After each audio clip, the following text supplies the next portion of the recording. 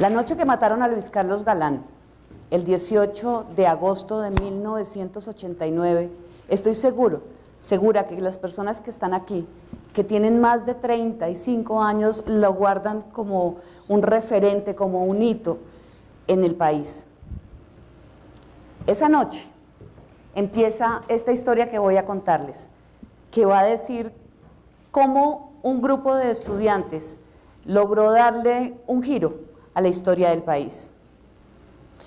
Luis Carlos Galán no fue el único candidato presidencial que asesinaron en esa campaña electoral trágica. Fueron asesinados también Bernardo Jaramillo y Carlos Pizarro. Para que ustedes se hagan una idea, imagínense que es como si el año pasado hubieran asesinado a Juan Manuel Santos, a Zuluaga y a Clara López. Así de trágico y así de dramático era el momento que estábamos viviendo. Pero incluso asesinar a 3 candidatos presidenciales no fue suficientemente, no sirve para explicarles a ustedes la dimensión del drama que estábamos viviendo. Los noticieros nos botaban todos los días permanentemente la información de asesinatos, de atentados y de muertes por explosiones en las que caían gobernadores, alcaldes, periodistas, generales del ejército y de la policía, políticos de izquierda, claro. En ese momento la guerra entre los carteles, la guerra de los carteles contra el Estado y los más o menos recién nacidos paramilitares de la época nos estaban dejando nos dejaban en una situación que parecía que al país le hubieran apagado la luz. En ese momento yo iba a cumplir 23 años, estudiaba tercer semestre de ciencia política y estaba casada. Los estudiantes llegábamos a clase ojerosos, trasnochados, azarados, con una angustia, con una desazón y con un miedo que era perfectamente entendible. Si no estaba uno trasnochado estudiando, lo habían despertado las bombas a medianoche. Las bombas explotaban en cualquier ciudad, en cualquier lugar, en cualquier esquina de Bogotá. Y para cerrar este capítulo y que ustedes entiendan cómo era vivir en esa época, piensen ustedes que pusieron bombas en aviones en pleno vuelo y que fueron capaces de matar a un candidato presidencial dentro de un avión en vuelo. O sea, la situación realmente era, apaguen la luz, este país se fue para la tiniebla. Llegábamos pues a clases ojerosos, con miedo, y por supuesto si uno está estudiando política, pues está preocupado por entender qué es lo que está pasando. Y lo mío, pues mi materia era la política. No solamente tratábamos de entender qué era lo que pasaba, sino que tratábamos de ver hasta dónde podría llegar lo que estaba sucediendo. Nos reuníamos espontáneamente en las cafeterías, esas reuniones empezaron a crecer, se empezaron a hacer cada vez más recurrentes y en esas reuniones lo que quedaba claro era que buscábamos una manera de prender la luz en un país que estaba en tinieblas.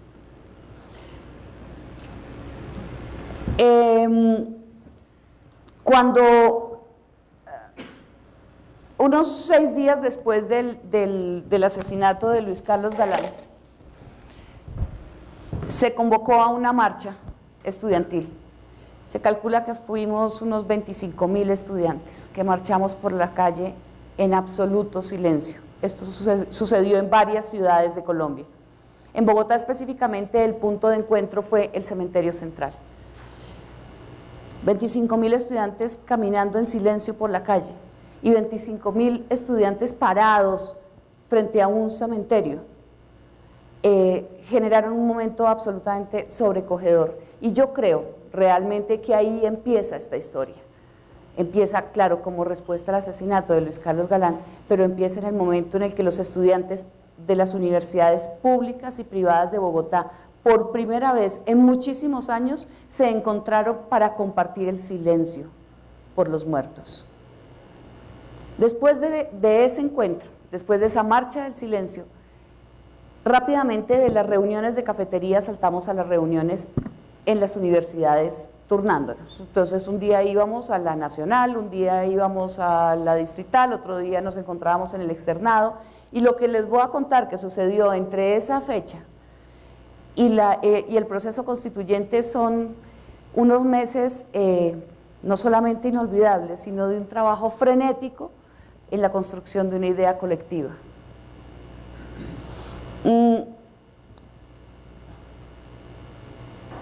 No sé muy bien, yo no podría asegurar de quién fue la idea exactamente ni en qué momento surgió, pero supongo que fue de los estudiantes de Derecho que dijeron, mire, la salida es constitucional. Aquí no se trata de hacer acciones de cualquier otro tipo, la única salida es constitucional. Claro, el país estaba completamente desarmado y les voy a contar por qué estaba desarmado. No solamente por la guerra en que estábamos viviendo, sino porque la Constitución de 1886, que era la Constitución que nos regía, era una Constitución estrecha, una Constitución que no permitía la participación más allá de votar. Y el gobierno había presentado un proyecto de reforma política para abrir los espacios de la participación que el Congreso había negado. O sea, el único que podía reformar era el Congreso y no lo iba a hacer. En este panorama, la única situación esperanzadora que aparecía en el camino era la desmovilización de 4 grupos guerrilleros que habían decidido, estaban en el proceso de dejar las armas y de venir a dar la pelea en la política desarmados. Se trataba del M-19, el EPL, la ADO y el grupo Quintín Lame. Se necesitaba abrir espacios políticos y la Constitución no cedía, no permitía. Se trataba de hacer una reforma y la Constitución no dejaba. Imagínense ustedes como que uno tiene un marco, si quiere poner una camisa y no puede, la camisa es pequeña, pero además no se puede expandir los brazos porque no cabe. Eso era lo que sucedía con la Constitución en ese momento. Y entonces, al aparecer la idea de que la solución es constitucional, empieza el proceso de qué manera vamos a llevar adelante esto. Lo vamos a hacer consiguiendo que se haga una reforma, vamos a insistir en que el Congreso lo haga, evidentemente no. Ok, entonces lo que tenemos que hacer es cambiar esta Constitución por otra. Sí, tan fácil, vamos a cambiar la Constitución. Esto se ha podido quedar en una idea que se lleva el viento. Rápidamente, es una idea de los estudiantes en asamblea, eso no tiene nada que ver con la realidad del país. Sin embargo, no es solamente querer hacer un movimiento político de estas dimensiones, de cambiar la Constitución. Lo que hizo el movimiento estudiantil fue facilitar un mecanismo que permitió que el proceso tuviera viabilidad. La única manera de cambiar la Constitución, que no iba a escuchar, entiendan, no había posibilidad de que la ciudadanía participara en una reforma constitucional. Hoy en día, y lo voy a decir al final, pero tengamos en cuenta que cosas que hoy parecen obvias, en ese entonces no eran más que utopías. Participación ciudadana, ¿de qué? Lo que hicimos los estudiantes para dar viabilidad al proceso de cambiar una constitución por otra, fue presentar, entregarle a la ciudadanía la posibilidad de expresar su necesidad de que se firmara o que se elaborara un nuevo pacto social y se dieran nuevas reglas a la democracia en Colombia. ¿Cómo se hizo? Las elecciones en Colombia en esa época no se hacían con tarjetón. Cuando la persona llegaba al puesto de votación, no tenía un tarjetón, llevaba papeletas. Estas papeletas eran distribuidas por los partidos. Los partidos imprimían millones de estas papeletas. Cada candidato que se presentaba a elecciones imprimía miles y miles de estas papeletas. Ustedes todos los que son mayores recordarán lo que era votar con papeleta. Cómo quedaba una ciudad después de un proceso electoral. Era un verdadero basurero político. Eran millones y millones. Ok. Se habían citado elecciones el 11 de marzo de 1990. Ese día se elegían representantes a la Cámara, senadores, concejales, diputados, ediles, y se votaba en la consulta interna del Partido Liberal por el candidato oficial a la presidencia. En esas elecciones ganó César Gaviria, como sucesor de Luis Carlos Galán, la candidatura oficial del Partido Liberal. O sea, se votaban 6 papeletas. La propuesta de los estudiantes fue: si el sistema no quiere escuchar a la gente, vamos a hacer que la gente se haga escuchar. Entonces invitamos a que las personas introdujeran en la urna una 7ª papeleta. La 7ª papeleta, ok, ya está. La 7ª papeleta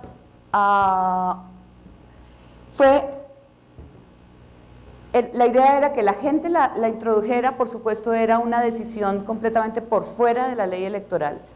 No estaba contemplada dentro de la legislación, no se iba a contabilizar. Sin embargo, hacíamos el llamado a la bandera a decir que en ejercicio de la soberanía, en la registraduría debería contarlo. Por supuesto, esos votos nunca se contaron, pero se calcula que fueron más de 2 millones de votos que la gente introdujo en las urnas en ese 11 de marzo de 1990. ¿Qué fue lo que sucedió con esto?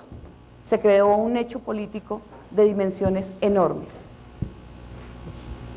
Un mecanismo legalmente nulo que trae consecuencias de transformación enormes. ¿Por qué trajo esas consecuencias? Porque 2 millones de votos, así no sean contabilizados, producen un hecho político que permitió legitimar una decisión de la Corte Suprema de Justicia que le dio viabilidad a la convocatoria a una constituyente, algo que estaba completamente, casi un imposible dentro de la norma del 86. Se logró hacer porque la Corte entendió esto como un llamado de la gente, como un grito de la gente de la necesidad de cambio constitucional. Y también permitió al gobierno llamar a un referendo que se realizó el 27 de mayo del mismo año en las elecciones presidenciales, en el que la gente votaba sí o no oficialmente a la convocatoria a una Asamblea Nacional Constituyente. La 7ª papeleta fue un proceso que nos costó a los estudiantes una gran cantidad de debates, que nos convirtió en partícipes de un proceso de participación interna que nos unió a los estudiantes de universidades públicas y privadas frente a un objetivo común. Ese objetivo común era abrir las puertas de la democracia, que era estrecha y cerrada. Discutimos mucho la redacción de la 7ª papeleta. Viajamos por todo el país, buscamos redes de apoyo en otras universidades.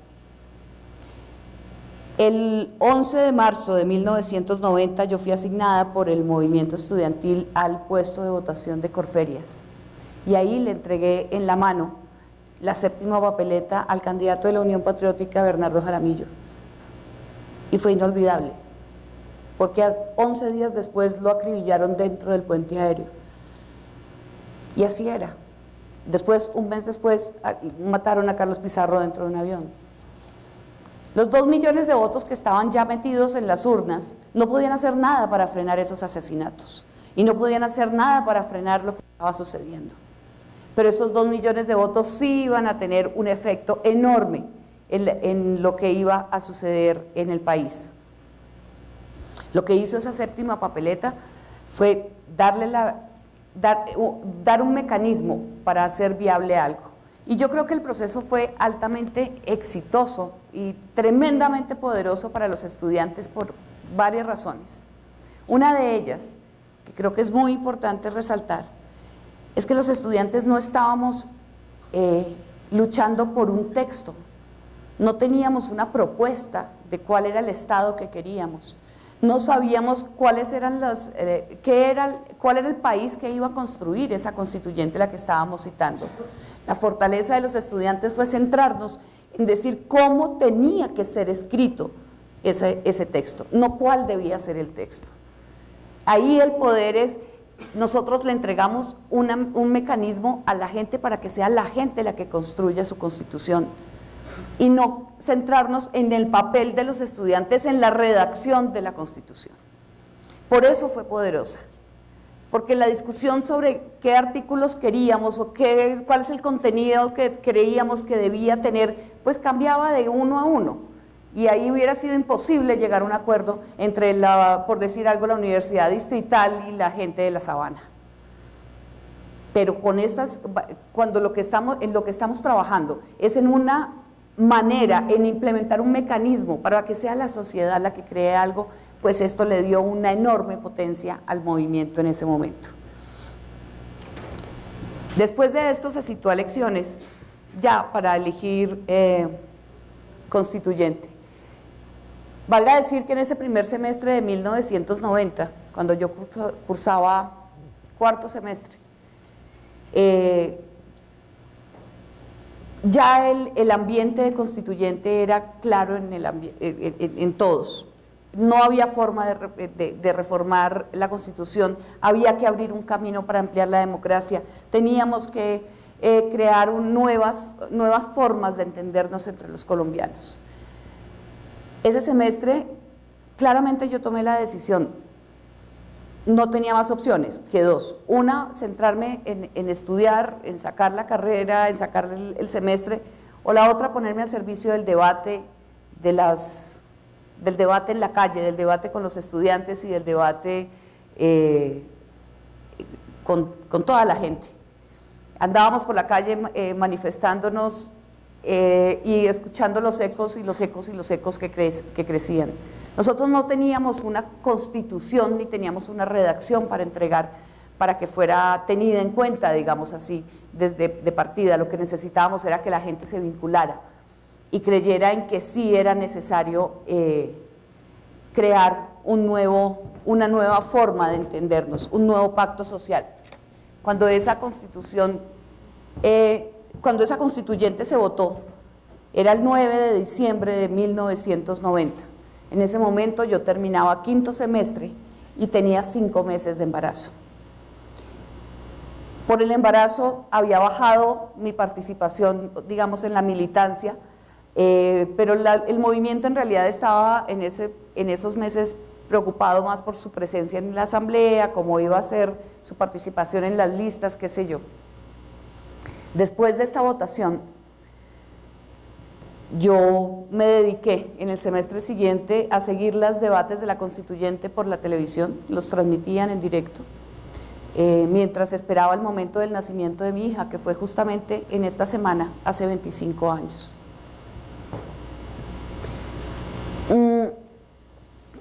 Esa constituyente que fue elegida fue el primer retrato de la pluralidad política que hubo en Colombia. Piensen ustedes que los que están ahí, presidentes de la constituyente, son el Partido Conservador o el conservatismo, el hijo de Laureano Gómez, el liberalismo en su expresión más clásica y un guerrillero desmovilizado. No hubo un presidente de la constituyente porque no había mayorías y la cantidad de votos que hubo fue muy similar entre esos tres grupos. Entonces se decidió una presidencia compartida. Lo que se eligió en la constituyente fue les muestro aquí, este es una parte del gran cuadro que hizo la maestra Beatriz González, que se llama Los Constituyentes, y es un gran cuadro que está en Presidencia de la República, en el Casa Nariño, que tiene a los 70 constituyentes elegidos ahí plasmados. Es como si el país estuviera en blanco y negro y de pronto le pusieran color. Y no se trata solamente de este personaje que fue de los más, digamos, de los que más prensa tenía porque llamaba muchísimo la atención, pero un indígena guambiano con su anaco tomando decisiones. Piensen ustedes que ahí estaban guerrilleros desmovilizados, profesores universitarios, técnicos de fútbol, poetas. Era un grupo de 74, porque después admitieron a 4 más, totalmente variopinto. Pero lo que ese grupo nos dijo por primera vez hace 25 años en Colombia es que la política en Colombia sí aguantaba el debate de contrarios y que la política en Colombia sí permitía, sí era posible entendernos, y no solamente entendernos, sino entre contrarios construir el marco para hacer de este un mejor país. Eso, en ese sentido, quedó completamente satisfecha los pedidos que hacíamos los estudiantes en la calle, cuando decíamos, la vamos a hacer con toda la gente, Asamblea Nacional Constituyente, para el país de ese momento. Esto fue lo más amplio posible, porque en el país anterior a este no cabían ni los pobres, ni los negros, ni los indios, ni los homosexuales, ni la oposición política, ni las mujeres. Ahí no cabíamos. La Constitución del 86 sufría de exclusión crónica. Si nosotros no tomábamos la rienda y dábamos el cambio, la Constitución no iba a permitir que se abrieran los espacios. Ahora, ¿qué relación tiene abrir los espacios y que haya un indígena tomando decisiones en la Constituyente con las bombas de Pablo Escobar? ¿Qué tiene que ver? Todo tiene que ver. Una Constitución no es una fórmula para acabar con la guerra. Lo que tiene es un marco para que el Estado y la sociedad crezcan y sean capaces de superarlas. Cuando una Constitución no se cumple, como la Constitución colombiana, no es por cuenta de funcionarios ineptos o corruptos que no avanzamos. Es por culpa del no cumplimiento de los derechos que no se puede avanzar. Esta fue la Constitución por la que trabajamos, a la que le aportamos una idea que la hizo viable. En estos 25 años he visto cómo se construye cada día, con cada demanda, con cada tutela, con cada derecho que se gana, con cada derecho restablecido. La Constitución de 1991 no es definitivamente un libro escrito. La Constitución del 91 es una construcción colectiva en la que seguimos andando. Muchas gracias.